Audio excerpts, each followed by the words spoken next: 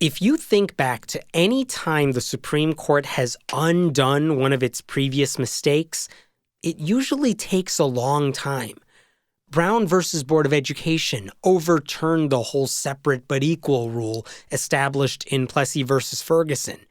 Those cases were nearly 60 years apart. In 2003, Lawrence versus Texas overturned the anti-sodomy laws that the court said were legal in 1986 in Bowers versus Hardwick. That was 17 years. When it comes to the Pledge of Allegiance, though, the Supreme Court first said that saying it was mandatory, and then they issued another ruling saying it was optional. Those cases were only 3 years apart. The truth is they could very easily have been 3 months apart. That's how fast public sentiment and the court's makeup and some of the justices' eagerness to correct their mistake occurred. What on earth happened in those 3 years? And how did that first case result in such a horrible ruling? I'm Hemant Mehta, and this is the Supreme Court versus Church-State Separation, my show taking a deep dive into the most controversial cases involving religion and the law.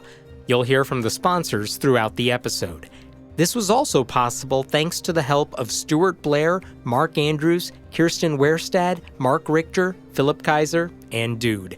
If you'd like to support this podcast and my other work, I would appreciate any donation through patreon.com/Hemant.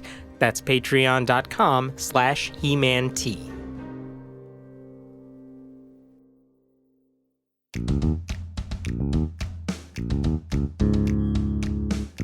Discrimination and retaliation against students expressing their rights isn't new, and it isn't going away. This podcast is all about pledge protests in the past, but students still get punished for them today. That's why the American Humanist Association is leading a national boycott of the Pledge of Allegiance.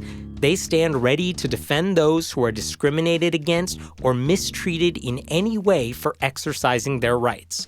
Visit boycotthepledge.com to learn more. Show up for the Constitution by sitting down for the pledge. The Wayward Willis is an educational but comedic atheist podcast featuring great guests you already know and some you don't. You can find the show by searching for Wayward Willis on all podcast platforms and following them at Wayward Willis on Twitter. It's 1933. The U.S. has not yet entered World War II, but Adolf Hitler has risen to power in Germany, and his party, the Nazi Party, demands that everyone in the country pledge allegiance to their flag using a salute that involves raising their outstretched hand at an angle, with palms face down and fingers straight out and bunched together. The salute becomes so well known that it's now part of how we think about Nazis. In the United States, we were doing a very similar salute at the time when we said the pledge. It was informally called the Bellamy Salute, named after Francis Bellamy, who wrote the pledge. And the key difference is that when you stretched your arm out, you were supposed to put your palm face up. But try doing that. It feels really awkward, like you're about to serve a platter of food at a restaurant. So a lot of students just did it with their palms facing down. And if you ever search for photos of kids saying the pledge during this time, you see them doing a gesture that's virtually identical to that Nazi salute. It wasn't until 1942, right in the heart of our involvement in World War II, that the U.S. decided, maybe we should just put our right hand over our heart instead. It is way less Hitler-y that way. So that's what we did. But in Germany, where everyone was also forced to say their pledge, the Jehovah's Witnesses in that country wanted no part of it. They were also pacifists. They opposed military service. They also oppose involvement in government completely. They don't even vote. But because they were not saying the pledge, Hitler punished them for it. In fact, in 1933, more than 10,000 witnesses were sent to concentration camps because of their refusal to participate in the ritual. Yeah, concentration camps. Those existed then. Now, the Jehovah's Witnesses in the U.S. knew this was going on, and they were getting scared. This is what actual religious persecution looks like. A man who really understood that was Joseph Rutherford, the American head of the Jehovah's Witnesses. Rutherford was a trial lawyer and a prosecutor. His nickname was Judge because he supposedly knew the law inside and out. He was also the guy responsible for creating the rule that says witnesses have to go door to door to preach and hand out materials. Rutherford was so committed to his principles that he urged witnesses to resist the World War I draft and was subsequently arrested for violating the Espionage Act of 1917. So when Germany is punishing Jehovah's Witnesses and U.S. witnesses are getting punished in less severe ways for not saying the pledge, Rutherford realized the way to fight this battle was through the courts. But to fight a legal battle, you need a good case. And to get a good case, you need devout witnesses getting punished for refusing to say the pledge. And to get that, you needed to convince witnesses that objecting to the pledge is of utmost importance when it comes to public displays of their faith. And Rutherford knew exactly how to do that. In 1935, he began making his case to protest the pledge very overtly. At one witness convention, he said every country was being controlled by the devil, and participating in the pledge, quote, compels that person to salute the devil as the invisible God of the nation, unquote. He also argued that saying the pledge amounted to worshiping a graven image, something specifically prohibited by the Bible. As the commandment goes, thou shalt not worship false idols. And it worked. A child of Jehovah's Witness parents who attended a public school in Lynn, Massachusetts, refused to say the pledge. Carlton Nichols Jr. was only 8 years old, but he said the flag was the devil's emblem. He stood for the pledge, but he wouldn't say it. Things got more heated when his father and another adult came to the classroom with him in late September, and none of them stood for the pledge. The principal kicked all of them out. Carlton was later expelled. There was a lawsuit that went all the way to the Massachusetts Supreme Court, but the judges unanimously sided with the school district, saying that, sure, Carlton had genuine religious beliefs about the pledge, but also it's completely irrational for someone to say he can't pledge allegiance to the flag because his faith only allows him to pledge allegiance to Jehovah. It's a far cry from how the courts treat religion today, where they don't really question the seriousness of your faith. If your sincerely held religious beliefs say you can't sell a cake to a gay couple, then the courts usually play along. That October, though, just a week after he was kicked out of the school, Rutherford got on the radio to praise Carlton Nichols Jr. He also encouraged other witnesses to have the kind of bravery that little Carlton had showed. And within a year of that speech, more than 120 witnesses had been expelled from their schools for not saying the pledge. By 1939, that number had risen to more than 200. 3 teachers were fired because they refused to lead the flag salute. Some of the protesting kids were even physically assaulted by their teachers for what they did. There's a story of a 10-year-old boy in Pennsylvania who was, quote, so badly whipped that his thighs were black and blue for 2 weeks, unquote. And then, just to add insult to literal injury, when his parents pulled him out of the classroom, the school board fined them for it.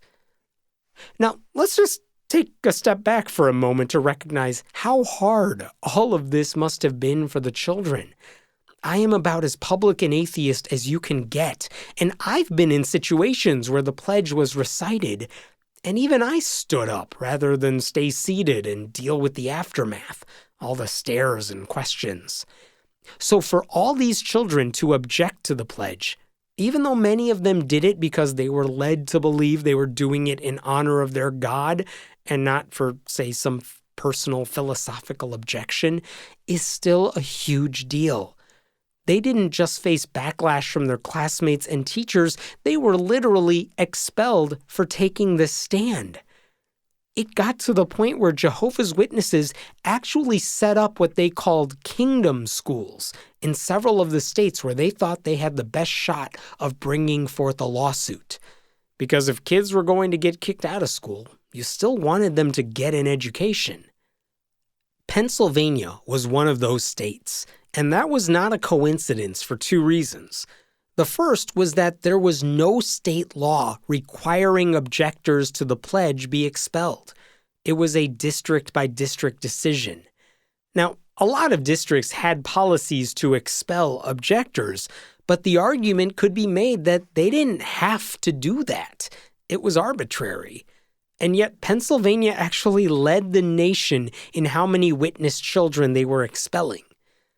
The other reason Pennsylvania was a good state in which to bring forth a lawsuit was that Jehovah's Witnesses had a lot of support from Quakers, who were also anti-military and also, historically, victims of religious persecution. In fact, in 17th century Britain, Quakers were punished because they refused to tip their hats as a show of respect for secular leaders and judges. So these two groups had a kind of kinship with each other, even though they didn't share the same religious beliefs. And there were a lot of Quakers in southeastern Pennsylvania, so the witnesses wouldn't be alone in fighting this battle. They might have some public support too. Within the first year of Rutherford's radio address, Lillian and William Gobitis decided they would risk expulsion for their family's faith. In 1935, Lillian was in 7th grade. William was in 5th. They attended school in the Minersville School District in Pennsylvania. They knew what Rutherford had said, and they obeyed. They did not say the pledge in their classrooms. In William's case, his teacher was so furious over his lack of participation that she tried to force his arm up so he would do the salute, but he fought back by keeping his right hand firmly in his pocket. Lillian's classroom was a different story. In her case, when she refused to say the pledge, her teacher, who happened to be a Quaker, commended her for being so brave. She even, quote, hugged her and praised her valor, unquote. The students didn't feel the same way. Some kids later threw stones at Lillian, and when they saw her, they yelled, "Here comes Jehovah!" But kids who are bullies are not unique. A teacher who refuses to punish a disobedient student is. And since the teacher wasn't doing anything about Lillian, the superintendent of the Minersville School District stepped in. He asked state officials if he had any legal authority to punish students who wouldn't say the pledge, and they said the only way he could do that was if the district passed a policy mandating a formal flag salute. So he got the Board of Education to pass a new resolution requiring students to, quote, salute the flag of our country as a part of the daily exercises, unquote. If a student didn't do that, the policy said it, quote, shall be regarded as an act of insubordination and shall be dealt with accordingly, unquote. By which they meant the kids would be kicked out of school, even though state law did not require it. The Gobitis family tried to prevent the school board from passing the resolution. William even wrote in a letter to the board, "I do not salute the flag, not because I do not love my country, but because I love my country, and I love God more and must obey his commandments," unquote. Needless to say, it did not work. Lillian and William were formally expelled on November 6, 1935, and the Jehovah's Witnesses were thrilled. They finally had what they felt was the perfect case. You had these two courageous kids standing up for their religion. You had a mean superintendent punishing them for it. In fact, he created a new rule specifically to punish them. You had a state that did not have a law requiring a flag salute. You had parents who were well-liked and well-respected in their community who had to pay good money now to send their kids to a private kingdom school. All you needed was a sympathetic judge. And the judge they got just happened to be a Quaker. When Judge Albert Branson Maris's decision finally came down in 1938, even though he had admitted the witness's interpretation of the Bible made very little sense, he did not mince any words. Quote, "The flag salute by children who are sincerely opposed to it upon conscientious religious grounds is not a reasonable method of teaching civics, including loyalty to the state and federal government, but tends to have the contrary effect upon such children," unquote. He went on to say this, and I know it's lengthy, but damn, it's good. Quote, "The safety of our nation largely depends upon the extent to which we foster in each individual citizen that sturdy independence of thought and action which is essential in a democracy. The loyalty of our people is to be judged not so much by their words as by the part they play in the body politic. Our country's safety surely does not depend upon the totalitarian idea of forcing all citizens into one common mold of thinking and acting, or requiring them to render a lip service of loyalty in a matter which conflicts with their sincere religious convictions. Such a doctrine seems to me utterly alien to the genius and spirit of our nation and destructive of that personal liberty of which our flag itself is the symbol," unquote. If it's not obvious, Judge Maris had no sympathy for the school district. Not only was this a victory for the witnesses and the ACLU, Maris's ruling did something new. It said that forced patriotism could violate someone's religious beliefs. That was unusual because at this time, it's not like under God was even in the pledge. But the judge was saying that a forced political gesture could violate someone's religious convictions.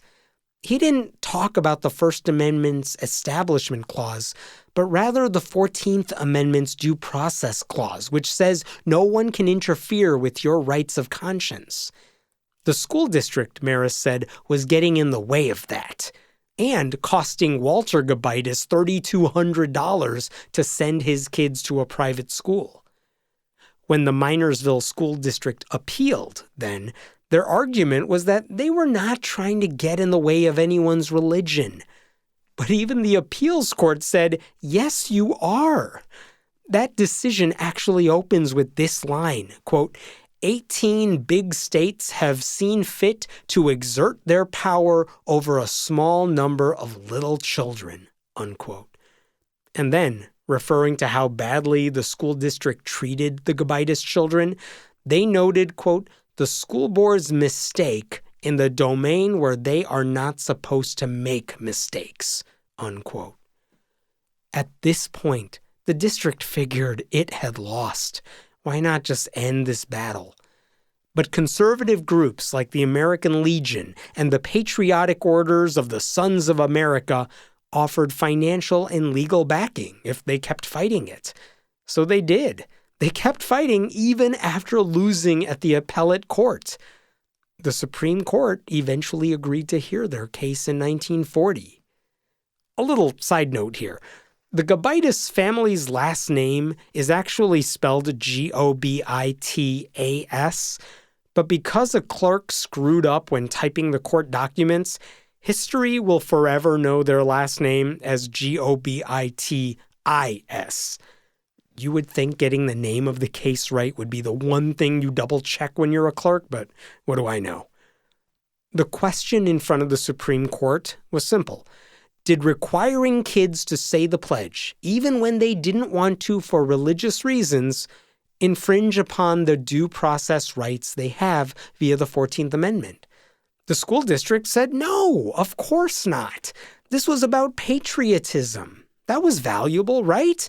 And they weren't getting in the way of religion. Come on now. Asking kids to salute the flag was not in any way asking them to worship a false idol. Just because they chose to interpret the Bible that way, it didn't mean the school district was getting in the way of their faith. Have some common sense here. Now, a reasonable lawyer would have responded to all those suggestions in a calm, cool, collected way and explained that it's not the court's job to decide whether someone's religious beliefs are valid. If the witnesses said saluting the flag went too far, then it did. End of story. Letting them sit out during the pledge was hardly asking too much of the school. Instead, the person who wrote the main brief for the witnesses was Joseph Rutherford, the U.S. head of the Jehovah's Witnesses, the guy nicknamed Judge, and he really didn't do their side any favors. He said that the Supreme Court should obey God's law, not the Constitution. He cited 61 Bible passages in his brief. He used hyperbolic language, saying that saluting the flag showed, quote, the arbitrary totalitarian rule of the state, unquote. If you're an advocate for church-state separation, I imagine you looked at that brief and thought, you've got to be kidding me. That guy is on my side?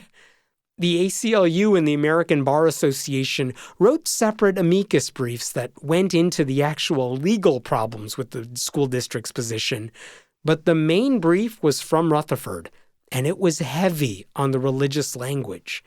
And you could tell how much it bothered the Supreme Court. If these were the best arguments the witnesses had on their side, the court had no reason to say they were in the right.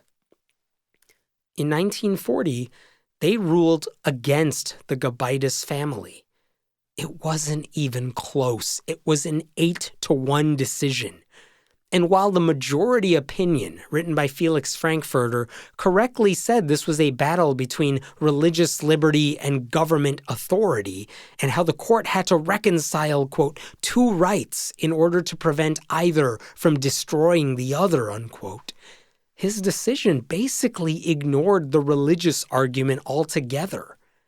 Now, this was a surprise, coming from Frankfurter, of all people. He was a non-practicing Jew, an immigrant who came to the United States when he was 12.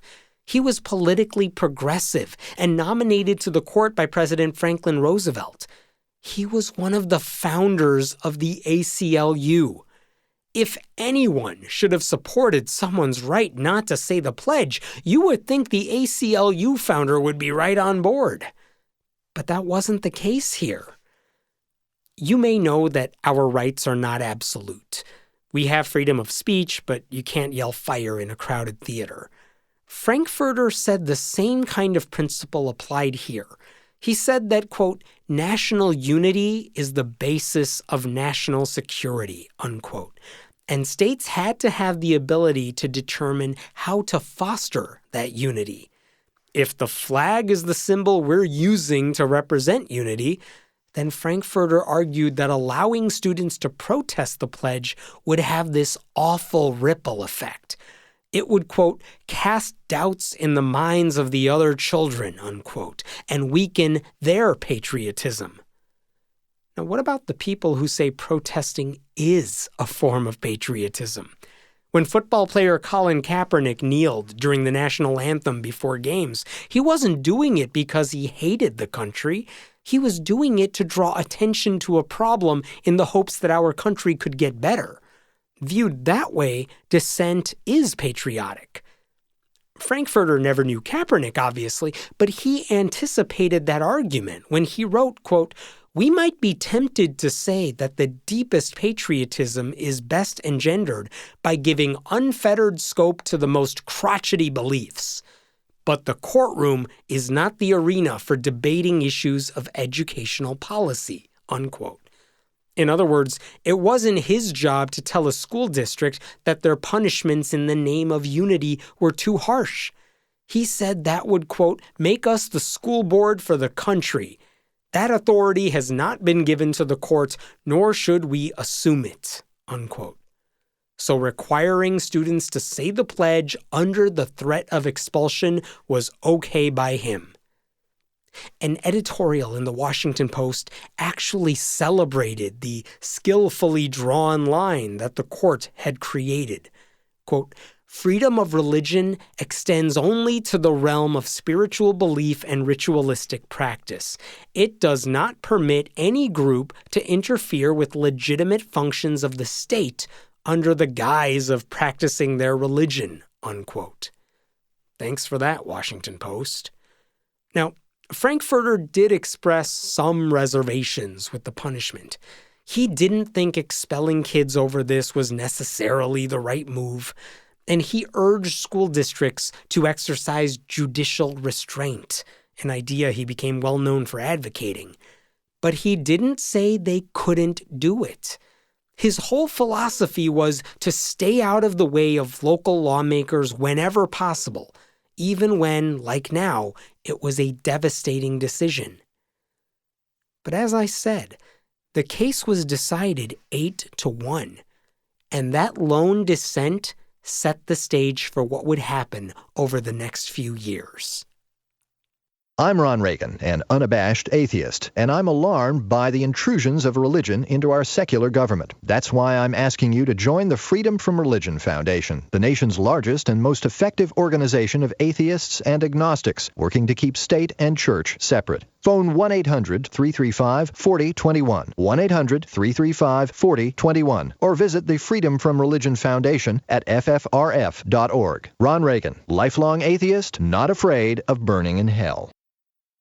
A generation ago, Carl Sagan warned that the candle flame of science could be overcome by the darkness of unreason and superstition. Sagan helped found the Center for Inquiry to keep that flame alight. In an age of anti-vaxxers, religious extremism, and alternative facts, the Center for Inquiry is the antidote, advancing the separation of church and state, exposing the fraud of pseudoscience, and saving the lives of atheists overseas. But we can't do it without you. Be a light in the darkness. Join us at centerforinquiry.org. That one dissenter was Justice Harlan Fiske Stone, an appointee of President Calvin Coolidge. He wrote that there's no way the, quote, country will be better served by conformity than by the observance of religious liberty, which the Constitution prescribes, unquote.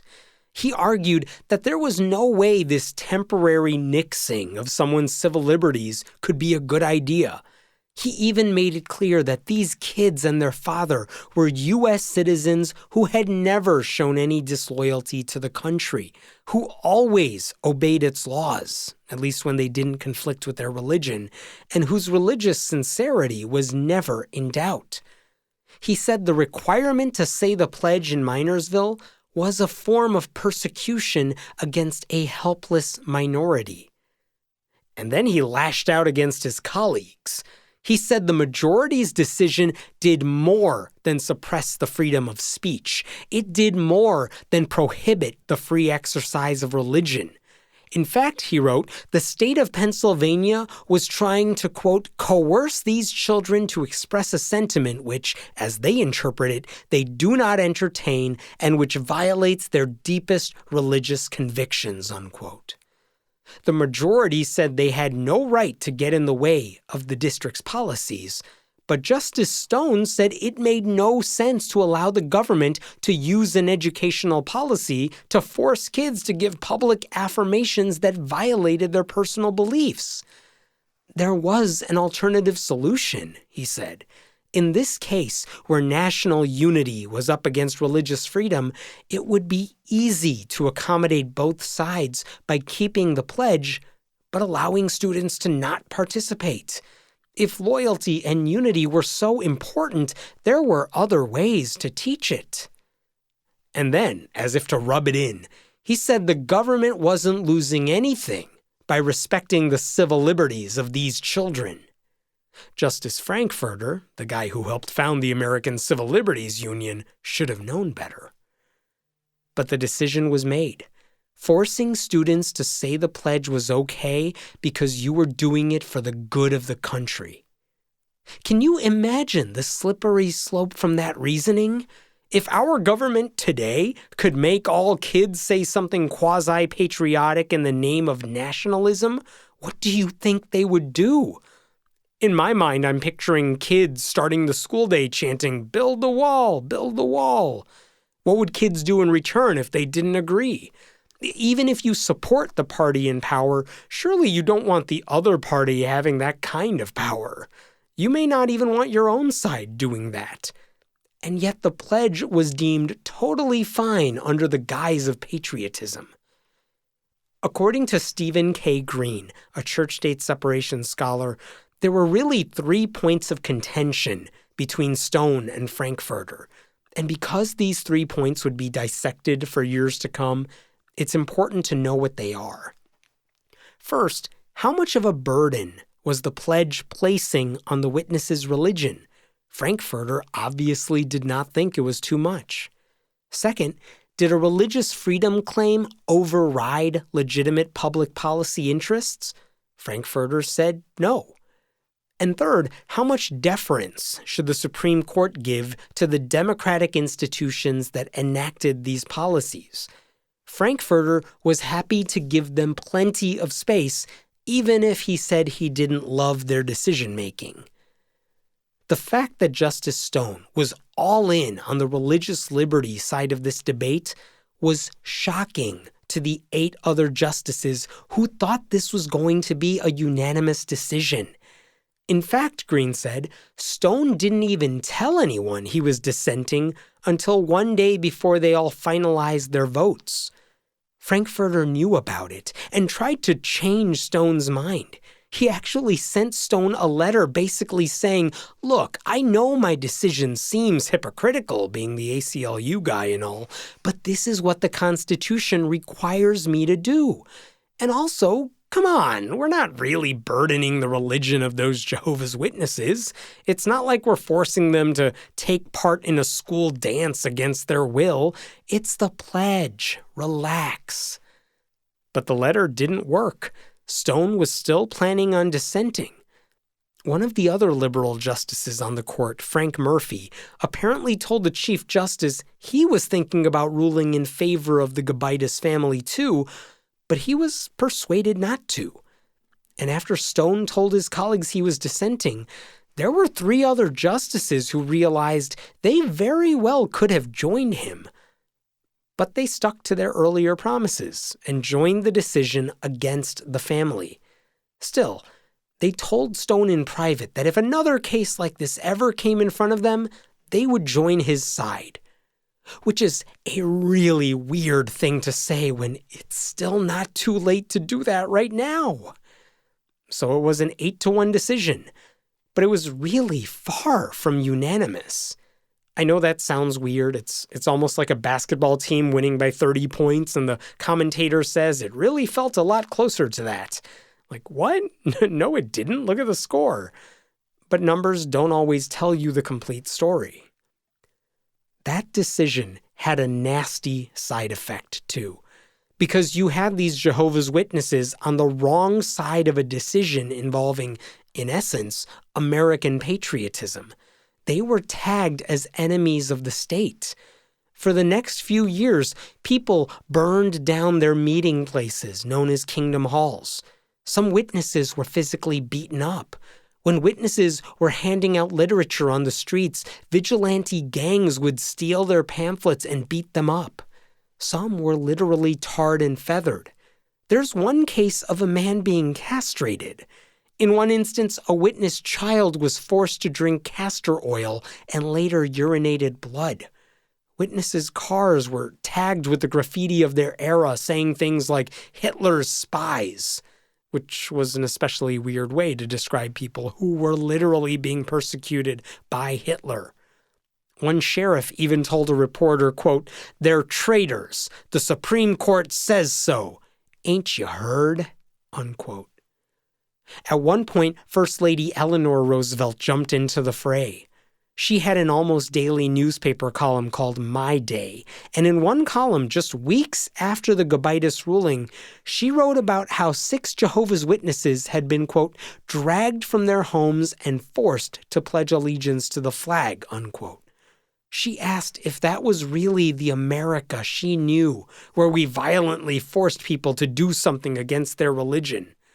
Eleanor Roosevelt also complained about the ruling directly to Justice Frankfurter during a dinner at the White House, when she told him his ruling would, quote, generate intolerance, especially in a period of rising hysteria, unquote. So that was an awkward meal. The situation for witnesses was awful. And it was ironic, too. The Supreme Court had upheld the pledge policy in the name of national unity, and what did their decision do? It created a domestic enemy out of people who were fully patriotic, but just had different ideas about what that meant.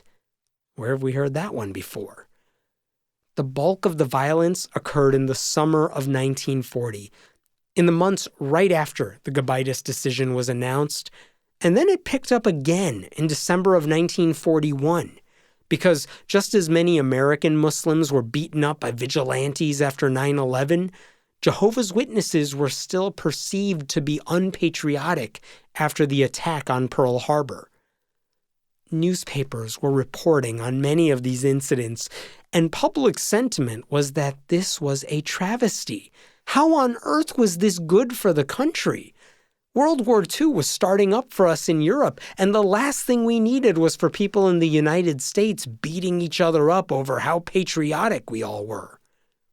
By one estimate, more than 170 newspapers published editorials against the Gobitis decision.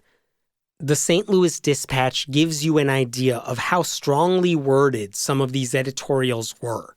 Quote, if patriotism depends upon such things as this, upon violation of a fundamental right of religious freedom, then it becomes not a noble emotion of love for country, but something to be rammed down our throats by the law, unquote. The Christian Science Monitor also made an excellent point when it said, quote, a voluntary unity of 99% makes the flag a more impressive symbol than an artificial unity of 100%, unquote. The editors of the magazine New Republic said the nation was now, quote, in great danger of adopting Hitler's philosophy in the effort to oppose Hitler's legions, unquote. I imagine that statement really bothered a guy who once wrote for that magazine. His name was Felix Frankfurter. A lot of Catholic law schools also defended the Gobitis family, publishing law review articles denouncing the court's decision. One Catholic publication called America joined in, but they also made it clear that this was about principle, not those evil little Jehovah's Witness kids whom they really had no love for. Seriously. They wrote, quote, Lillian and William Gobitis are inconsiderable persons, but their case is the case of every man who holds that freedom in education and religion are our most precious rights, unquote. They were talking about children. President Roosevelt helped too, in part because he didn't say much about the Gobitis decision in public, which suggested his disapproval. When he did talk about it, it was indirectly. Like in January of 1941, during his State of the Union address, he talked about the importance of the country upholding the 4 freedoms, the first 2 of which were the freedom of speech and expression and the freedom to worship God however you want. It's not hard to read between those lines. It helped that the artist Norman Rockwell later made a series of very popular paintings celebrating those freedoms. As the country entered World War II, Roosevelt ramped up his rhetoric about spreading freedom of conscience. In fact, constitutional scholar Robert Sy says that Roosevelt so thoroughly swamped the field with First Amendment oratory about the importance of expressive liberty that, quote, adhering to Gobitis put a person not only on the wrong side of the Constitution, but also on the wrong side of history, unquote. As all of this was going down, those 3 liberal justices who had quietly joined Frankfurter's majority opinion admitted they screwed up. They didn't hold a press conference or anything, But in a separate case in 1942 involving Jehovah's Witnesses who were being charged licensing fees for distributing their pamphlets, those three justices wrote, quote, "Since we joined in the opinion in the Gobitis case, we think this is an appropriate occasion to state that we now believe that it was also wrongly decided," unquote. All four of them, including Justice Stone, joined in that dissent. Their side, the side of the Jehovah's Witnesses, lost that case 5-4, but you could see the movement in their direction. You might wonder, why on earth did it take all this backlash for them to realize what they had done? It seems so obvious to us now that they were wrong. One of those justices, Hugo Black, actually said they were all just flat out mesmerized by Frankfurter. Quote, "Felix was an immigrant, passionate about the flag and what it meant to him. We were so moved by his appeal that we went for it," unquote. It's kind of disheartening to think that Supreme Court justices can be so easily swayed by emotion over principle. Their one job is to look at the facts and use their reason and not get caught up in the pageantry of it all. But here was Black admitting that, yeah, that guy just seemed like he knew what he was talking about. Their public change of heart made Felix Frankfurter so angry that he started calling those three justices the Axis, which was especially troubling given that this was right in the middle of our involvement in World War II. It also had to infuriate him to learn what the state of Washington's Supreme Court did with the major pledge case that came in front of it. The basics were not new. You had children of Jehovah's Witnesses refusing to say the pledge for religious reasons. They were expelled from school. But now the judges had to decide if it was legal for the state of Washington to take custody of those kids because they were deemed juvenile delinquents. The justices could very easily have said, the U.S. Supreme Court ruled this way in Gobitis, so we should follow their lead. But instead, they referenced Justice Stone and said it was really hard not to quote his dissent at length because it was so clearly and forcefully stated. They said the Gobitis decision, quote, "can scarcely be deemed to have become authoritative," unquote, because three justices had already changed their minds. The decision wasn't perfect, I should point out. They said disrespecting the flag was still illegal and should not be tolerated, but they also added that if the kids stood up during the pledge, even if they didn't say it, that would be fine. But still, they were saying the U.S. Supreme Court had it wrong, and it was only a matter of time before Justice Stone's view was the majority's view. The Kansas Supreme Court later did the same thing in another case involving the witnesses. But keep in mind, those were the state courts. They could always say that while federal law said one thing, their state laws forced them to take a different or more strict approach. In Washington, for example, the law said, quote, "absolute freedom of conscience in all matters of religious sentiment, belief, and worship shall be guaranteed to every individual," unquote. By that logic, those kids had to be protected if they didn't want to say the pledge. If someone wanted to overturn Gobitis once and for all, the U.S. Supreme Court had to have a new case involving the pledge. And they couldn't have cases resolved by state-level Supreme Courts either, like the ones in Washington or Kansas. They needed a federal case. They also needed a new justice or two in order to gain a majority on the court. Now, as far as a new case went, there were plenty of options. With mandatory pledge recitals across the country, there were a bunch of stories about kids getting punished for not saying it and courts not ruling in their favor. According to one history of the pledge, by 1942, thousands of Jehovah's Witnesses had been expelled from their schools over this matter. But one seemingly perfect case sprang up in West Virginia that year. A month after the attack on Pearl Harbor, West Virginia's Board of Education passed a policy requiring students and teachers to take part in pledge ceremonies. And that policy clearly drew from the Supreme Court's decision. It mentioned, for example, how national unity was the basis for national security. It also said that refusing to salute the flag should be regarded as an act of insubordination and dealt with accordingly.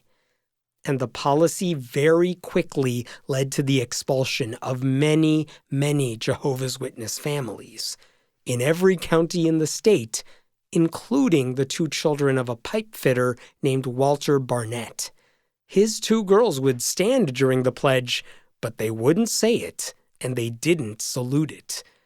And just to make sure their case was airtight, at the advice of a lawyer, the Barnett girls kept going back to school even after they were expelled, just so the district wouldn't punish their father for keeping them at home. Barnett didn't actually have money to file his own lawsuit, but the Jehovah's Witnesses had their own lawyers, and the ACLU was helping out too. So the organizations sued on behalf of the Barnett family and several others, though the truth was they were suing on behalf of all of those witnesses who had to choose between a public education and their faith. The Barnetts just happened to be listed first alphabetically among all the plaintiffs, so their name is the one associated with this case. A little side note here. The family's name is spelled Barnett, but once again, some incompetent court clerk typed it in wrong. So if you ever look up this case, the family's name is spelled with an E at the end of it. Moral of the story, if you ever sue over the Pledge of Allegiance, make sure you have a really easy-to-spell last name. However it was spelled, the Barnetts won in a lower court. The district judge even said of the pledge ceremony, quote, "The salute to the flag is an expression of the homage of the soul. To force it upon one who has conscientious scruples against giving it is petty tyranny unworthy of the spirit of this republic and forbidden, we think, by the fundamental law," unquote. By 1943, the state had appealed the decision back up to the Supreme Court. Essentially, they were saying, "We did exactly what you wanted us to do, so reward us for it with a victory." And also, this situation didn't raise any concerns regarding federal law. The witness side said, yeah, there are plenty of concerns because the Gobitis decision was wrong and it was directly impacting these kids. So we had the right case. But did we have the right judges? Because even if there were 4 dissenters, that wasn't enough. Thankfully, the Supreme Court was finally changing in the right direction.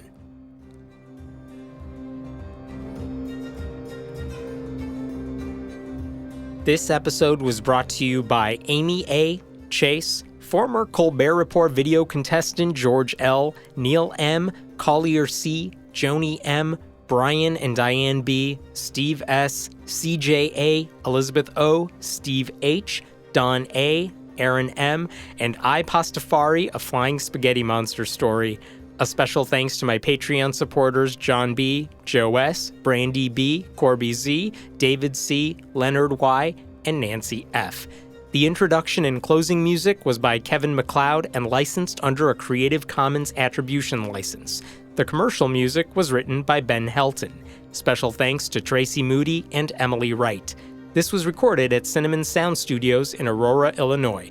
You can read all the show notes at churchstateseparationpodcast.com.